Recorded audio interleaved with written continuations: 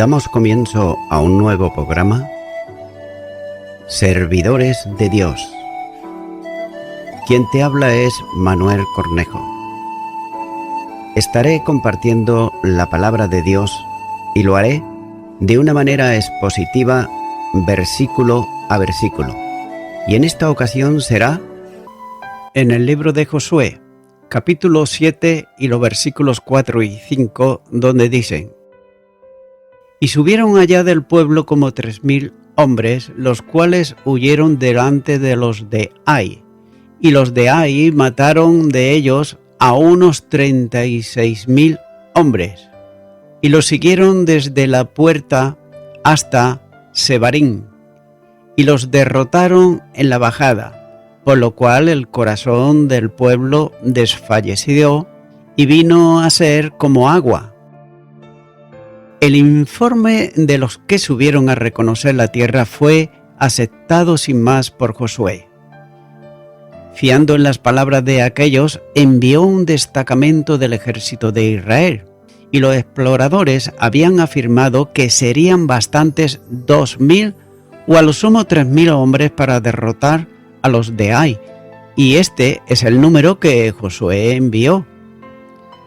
Cuando le dijeron: eran pocos según los espías, los habitantes de Ai, pero aun siendo pocos fueron demasiados para ellos. Realmente era la primera vez que Israel se enfrentaba a sus enemigos en Canaán. La ciudad de Jericó había sido entregada por Dios, y el pensamiento de aquellos evidencia un desconocimiento real de la condición de la guerra en que estaban ellos involucrados, ya que tal vez consideraban que había sido demasiado lenta la toma de Jericó y que el prolegómeno a la acción, con los continuos rodeos a la ciudad, debía de evitarse en lo sucesivo. No era, pues, preciso que todo el pueblo tomara parte en la conquista, ya que sería suficiente con unos pocos hombres.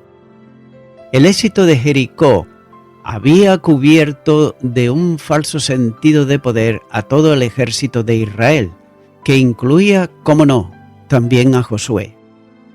Y hasta es posible que creyeran erróneamente que Dios garantizaba con la primera promesa, como dice Josué capítulo 1 y versículo 1, que cualquier acción que ellos emprendieran iba a tener éxito. Y esta lección les haría reflexionar sobre sus limitaciones, incapaces de enfrentarse con garantía de victoria a una ciudad considerada pequeña, es decir, de poca importancia. Los 3,000 hombres de Israel, ellos marcharon confiadamente a la conquista de Ai, pero mientras se aproximaban a la ciudad, ascendieron por la cuesta del montículo. Los habitantes de Ai se lanzaron contra los 3,000 del ejército de Israel y los pusieron en fuga. La retirada de los israelitas no fue ordenada. No se trataba de un despliegue militar debidamente establecido, ya que simple y llanamente ellos estaban huyendo, es decir, en un correr cada uno por su propia vida. Y en la precipitada carrera por las laderas del promontorio de la ciudad de Ai, quedaron sin vida unos 36,000 hombres de las fuerzas de Josué. Qué decepcionante resultado para quienes consideraban la toma de Ai como un paseo militar. Algunos muertos, todos huidos y perseguidos por los enemigos que lo hicieron correr hasta Sebarim. La retirada de la ciudad fue en completo desorden y la derrota se produjo ya en la misma bajada, batiéndolos sin resistencia. Note que los israelitas no se preocupaban más que de una cosa, de correr para salvar sus vidas.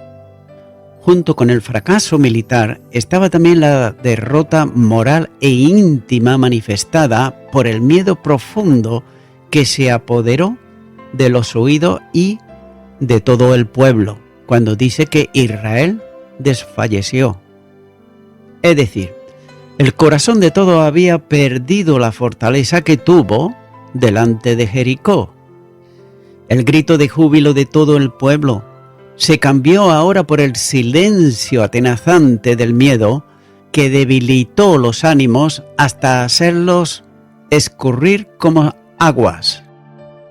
Lo que había sido hecho sentir por Dios a los habitantes de la zona conforme al testimonio de Rahab, como dice Josué capítulo 2 y versículo 11, lo que los primeros espías habían testificado como resultado del conocimiento de la tierra, como dice Josué capítulo 2 y versículo 24, y también como lo que es testimonio bíblico en relación con los reyes amorreos y cananeos, como dice Josué capítulo 5 y versículo 1.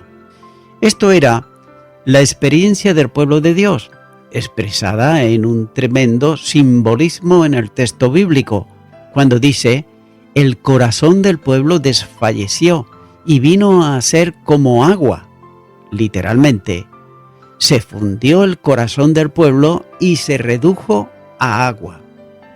Sin embargo, no debiera resultar sorprendente esta condición de debilitamiento anímico, porque Dios mismo lo había anunciado antes por medio de Moisés.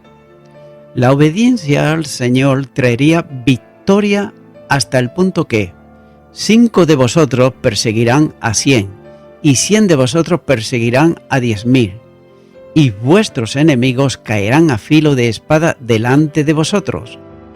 Levíticos capítulo 26, versículo 8. Pero también de igual manera había advertido el Señor: pero si no oyereis, ni hiciereis todos estos mandamientos, y si desdeñareis mis decretos, y vuestra alma menospreciare mis estatutos, no ejecutando todos mis mandamientos e invalidando mi pacto, yo también haré con vosotros esto: enviaré sobre vosotros terror, pondré mi rostro contra vosotros y seréis heridos delante de vuestros enemigos. Levíticos capítulo 26 y los versículos 14 al 16.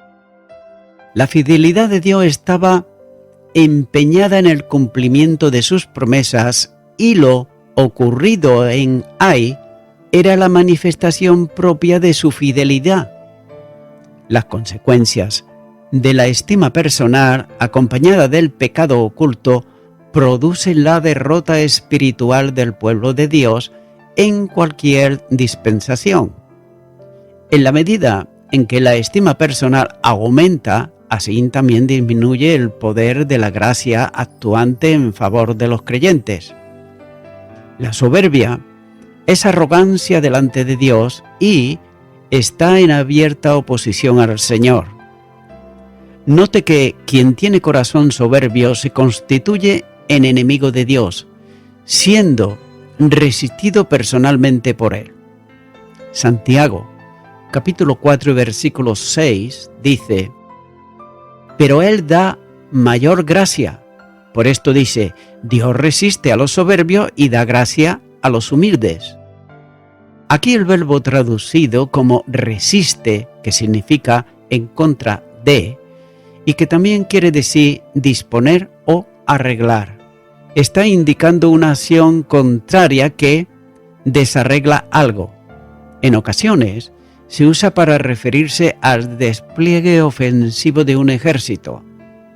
La gracia solo es disfrute humilde, esto es, de quien sabiendo que no tiene ningún poder en sí mismo, descansa plenamente entregado al poder de Dios.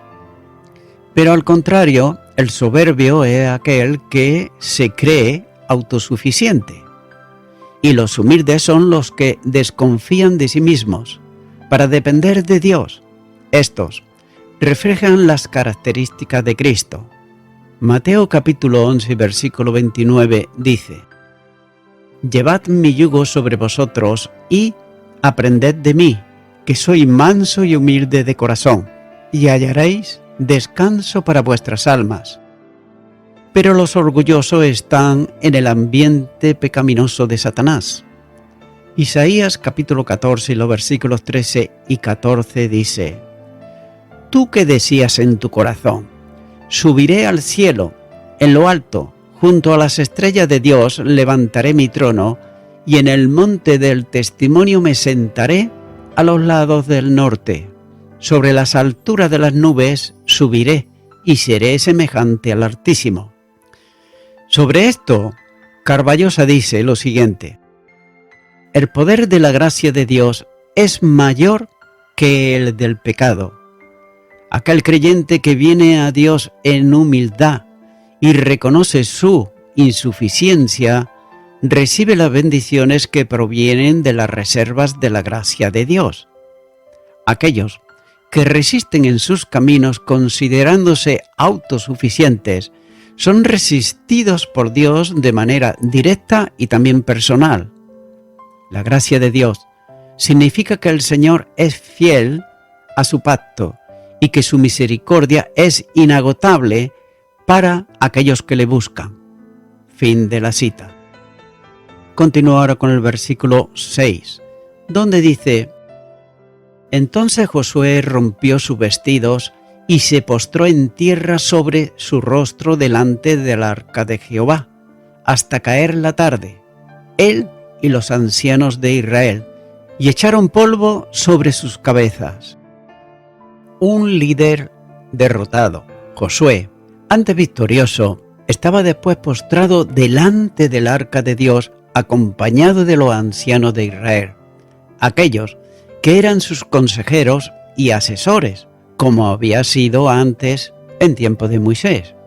El libro de Números, capítulo 11, versículo 16 y versículo 25 dice: Entonces Jehová dijo a Moisés: Reúneme 70 varones de los ancianos de Israel que tú sabes que son ancianos del pueblo y sus principales, y tráelos a la puerta del tabernáculo de reunión y esperen allí contigo. Entonces Jehová descendió en la nube y le habló, y tomó del espíritu que estaba en él y lo puso en los 70 varones ancianos, y cuando posó sobre ellos el espíritu, profetizaron y no cesaron.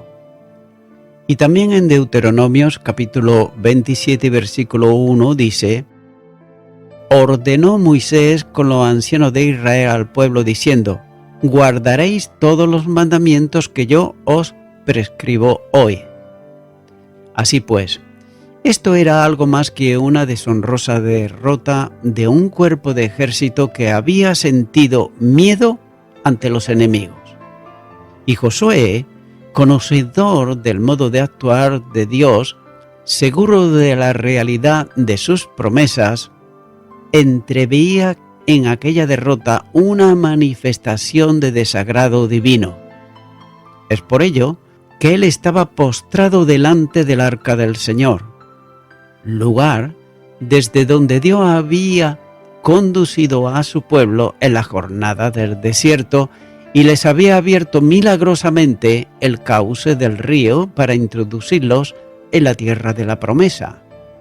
Y note que aquí son algunas cosas muy destacables en este texto, ya que primeramente el silencio del entorno. Josué y los ancianos de Israel estuvieron postrados delante del arca desde la mañana hasta la caída de la tarde. Este postrarse con el rostro en tierra era expresión de profunda humillación, asumiendo una actitud de humildad, dolor y también reverencia. Postrado con el rostro en tierra, había estado antes Josué delante del ángel de Jehová en condiciones muy diferentes, como señala Josué capítulo 5 y versículo 14. Y esa fue la posición que adoptó Abraham delante de Jehová en la renovación y confirmación del pacto. Génesis capítulo 17 versículo 3 dice: Entonces Abraham se postró sobre su rostro y Dios habló con él diciendo. Pero fue antes el modo de expresar el dolor de Job delante de Dios. Job capítulo 1 y versículo 20 dice: Entonces Job se levantó y rajó su manto, y rasuró su cabeza, y se postró en tierra y adoró. Los cantos de júbilo y los gritos de victoria de Jericó habían sido cambiados por el silencio reflexivo y doloroso consecuencia de la derrota en Ai. En segundo lugar, también se aprecia la expresión de dolor intenso e impotencia personal manifestada en el rajarse los vestidos, ya que tal costumbre se venía practicando desde mucho tiempo antes. Note que fue la acción de Rubén, al no encontrar a su hermano José en la cisterna. Génesis capítulo 37, versículo 29 dice: Después Rubén volvió a la cisterna y no halló a José dentro y rajó sus vestidos. También fue la actitud de Jacob ante las noticias de la desaparición de su hijo. Génesis capítulo 37 versículo 34 dice: Entonces Jacob rajó sus vestidos y puso cilicio sobre sus lomos y guardó luto por su hijo muchos días. Del mismo modo, la reacción de los hermanos de José al descubrir la ropa real en el costal de Benjamín. Génesis capítulo 44 y versículo 13 dice: Entonces ellos rajaron sus vestidos y cargó cada uno con su asno y volvieron a la ciudad. Josué había roto su vestido anteriormente ante el desánimo y la rebeldía del pueblo, dudando de Dios que le mandara subir a la tierra durante la peregrinación por el desierto. Números capítulo 14 versículo 6 dice: Y Josué, hijo de Nun, y de Caleb, hijo de Jefoné, que eran de los que habían reconocido la tierra, rompieron sus vestidos. En tercer lugar, aparece la nota de lamento propio de la pérdida de un ser querido, consistente en poner polvo sobre la cabeza. Esa era la expresión visible de un dolor intenso.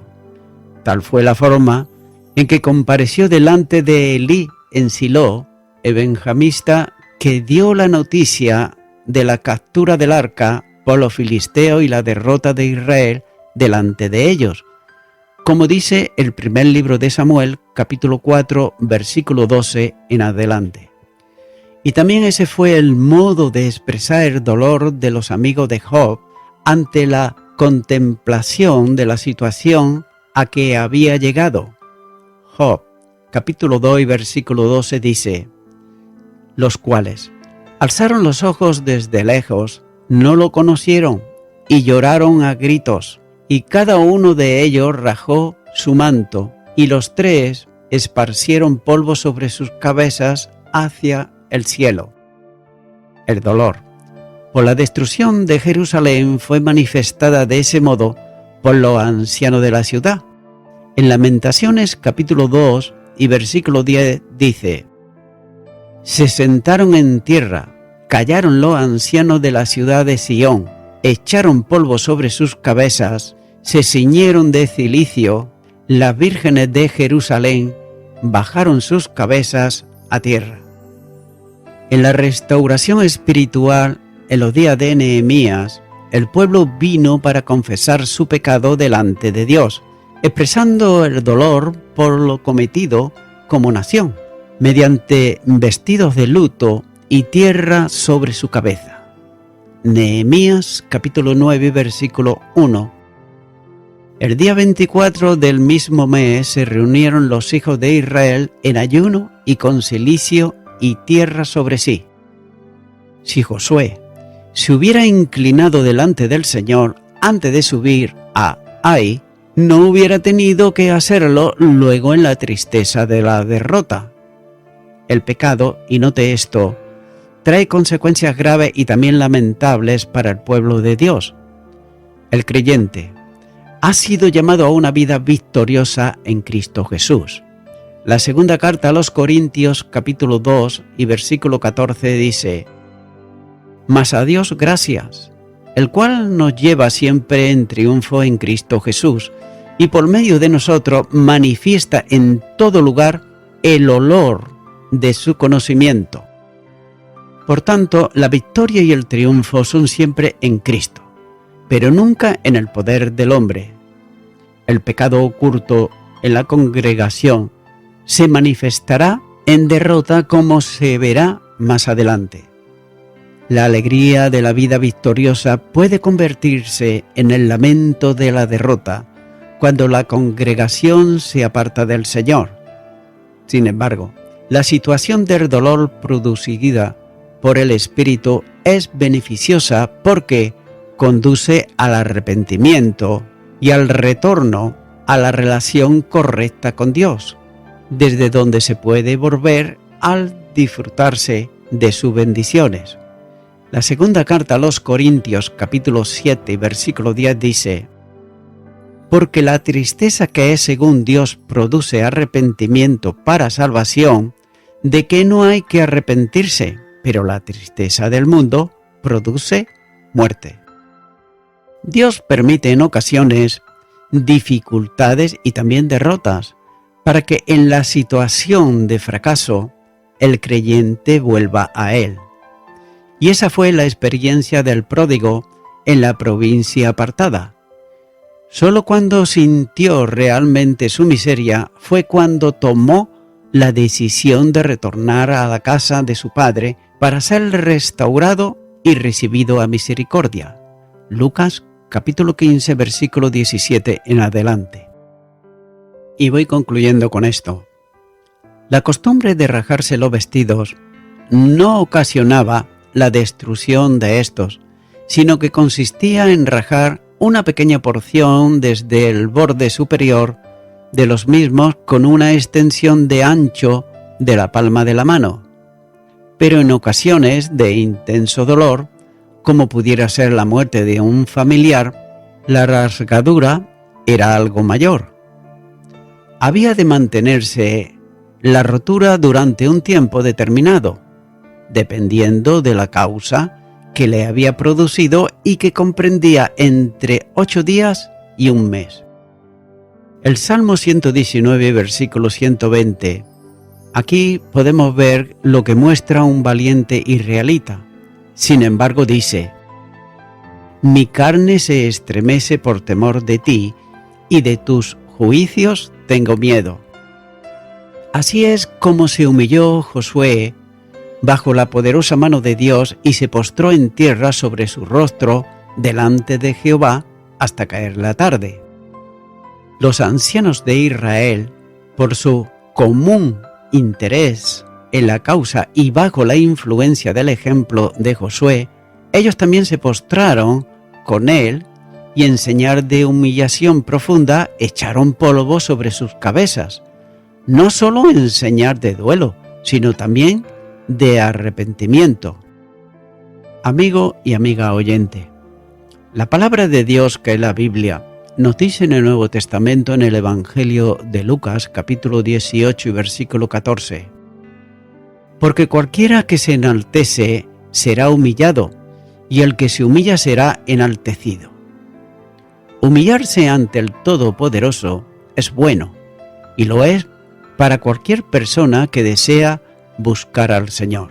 Es por eso que, mi amigo, mi amiga oyente, pienso que es el momento que tú, si estás buscando al Salvador, si estás buscando a Dios, pues lo puedes encontrar en la persona de Jesucristo, ya que Él es el Salvador del mundo, y es bueno para ti que vengas ante Él en arrepentimiento, para recibirle en tu corazón como tu Salvador. Y a partir de ese momento, el Señor hará su obra en tu vida, seas hombre, seas mujer, seas anciano, anciana o joven.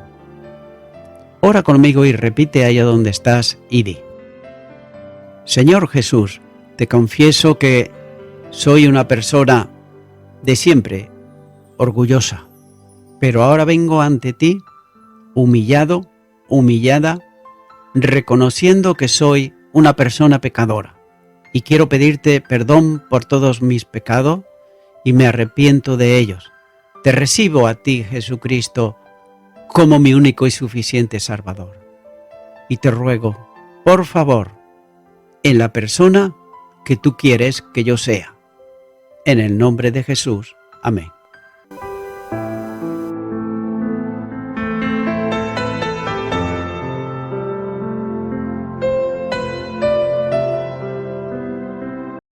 Amigo y amiga oyente, si tú has hecho esta oración de corazón, te recomiendo que comiences a orar a Dios, en primer lugar, en el nombre del Señor Jesucristo.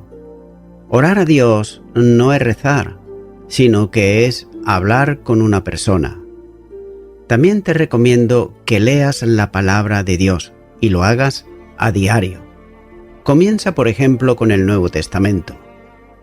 Y también, por último, te recomiendo que para que puedas crecer espiritualmente, te congregues en una iglesia cristiano-evangélica, donde se predique, se enseñe y se practique la sana doctrina y la palabra de Dios. Congrégate ahí y con el tiempo podrás crecer espiritualmente y también servir al Señor Jesucristo. Que Dios te bendiga. Y a toda la audiencia, nuevamente ya me estoy despidiendo de todos ustedes y será hasta el próximo programa. Que Dios os bendiga a todos.